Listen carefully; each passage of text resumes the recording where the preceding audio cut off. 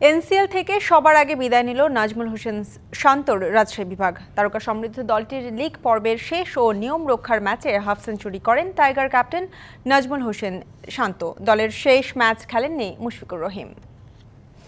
শান্ত Mushfiq হৃদয়দের rehab tournament injury থেকে ফেরা tiger স্কোয়াডের এই তিন তারকা এনসিএল এ দলে যোগ দিয়েছিলেন লিগ পর্বের মাঝপথে। এরপরই কাগজে কলমে রাজশাহী চলে যায় জায়ান্ট ক্লাবে।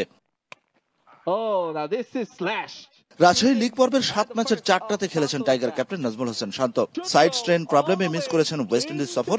রিহ্যাব শেষে এনসিএল এ ফেরা এই বাহাতি প্রথম ম্যাচে 148 স্ট্রাইক রেটে ব্যাট করলেও পরের 3 ম্যাচে করতে পারেননি তেমন কিছুই।